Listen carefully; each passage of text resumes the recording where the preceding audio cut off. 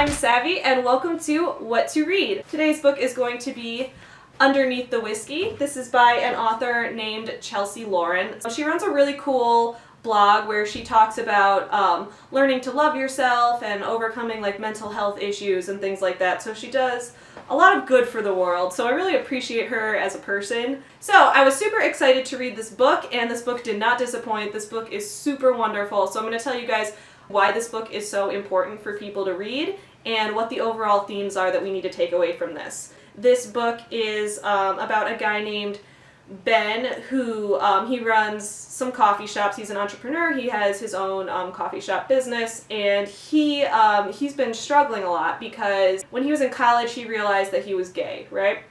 And he was gonna tell his girlfriend about it and break up with her, but on his way to go break up with her, before he could tell her, she, interrupts him and says, "I have to tell you something too, I'm pregnant." So it was like a whole thing where all of a sudden, now he's like, he can't tell her because he wants to be with her through the pregnancy that he caused. What they do is they end up getting married and they end up having 2 kids together, and he loves these kids more than like anything in the world, so he doesn't want to compromise his family at all. He wants to make sure his family can stay together, but at the same time, he knows that something's missing because he doesn't always feel like he's truly in love with his wife, even though he loves her as a person, because he would rather be with a man. He actually ends up going to one of those therapy programs that try to like cure people, so it's like pretty horrifying what he goes through there, and he comes out of it thinking like, I can be totally committed to my wife now, we're good to go.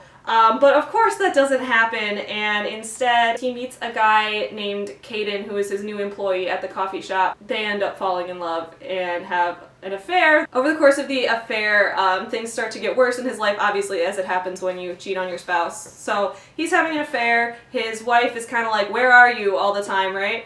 And his kids are like, "Where are you?" And his kids are little, they're like, like 2 and 6 or something. So they're kind of like, "Where's our dad?"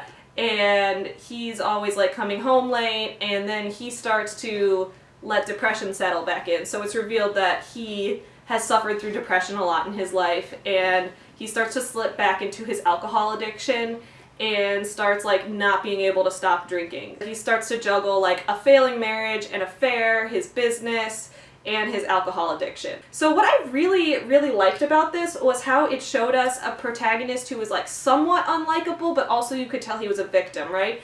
This book does a really good job of not drawing a clear line between what's a villain and what's a victim. People are very complex, and I like that because in real life, we see ourselves based on our own intentions, and we see others based on their actions. So if someone else does something mean to us, we think that they're the mean one and we're the good guy. But they might think that we're the bad guy based on their perspective. So I appreciated that.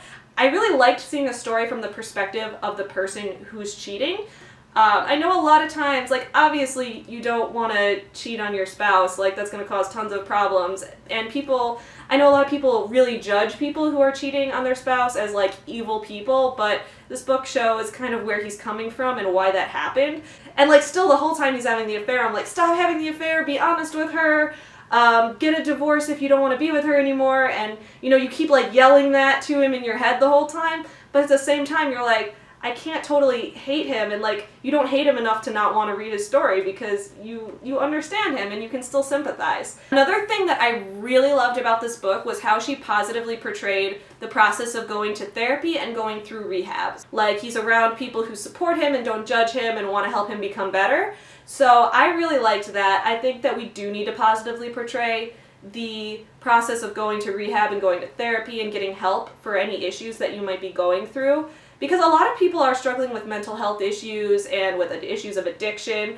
And oftentimes these people face judgment, right? Like if someone's a drug addict, a lot of times people will want them to go to jail. Being addicted to something is an illness in itself. That's a way of suffering. And I really liked how this book wasn't kind of like, oh, he's an alcoholic, he's messing up his life, like he's a bad guy. Instead it was like, he needs to go to rehab. At rehab he meets a therapist who doesn't judge him, and through the process he learns to overcome his addiction. So it has a very positive message about how people can turn their own lives around, and I really, really appreciated that. So I think everyone needs to read this book because it shows us how like It doesn't matter if you're an alcoholic or a drug addict or someone who cheats on your spouse. Like, you can be all these things that people would consider bad, but you can turn it around and you can make yourself better and you can become a positive force for all the people in your life. So overall, I really, really recommend this book. I think it's great, but I do want everyone to know that if you do choose to read this book, it does deal with some super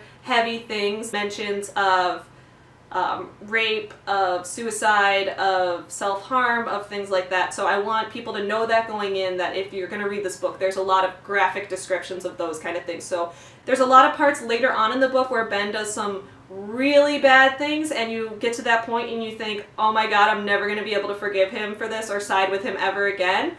But the way that he improves himself later on and the journey that he goes through, it has a really positive message that no matter what mistakes you've made in the past, you can redeem yourself. So it doesn't matter if you're a drug addict or a murderer even. Ben doesn't murder anyone, so that's not a spoiler. But I'm just saying, if you do like horrible things to that level, like, yeah, you're a bad person and should be punished, but like, you can overcome it. You can go through a process to make yourself a better person and reclaim your life. So I appreciate this message that she has in here. I really love Chelsea Loren as an author. If you enjoy this book, please let me know. That was today's episode of What to Read. If you enjoy our videos, please subscribe to our channel. Please be on the lookout for more videos we have coming out. I have some more book reviews coming out, some more What Not to Write videos. Please subscribe, and I hope you guys have a great day. Happy reading!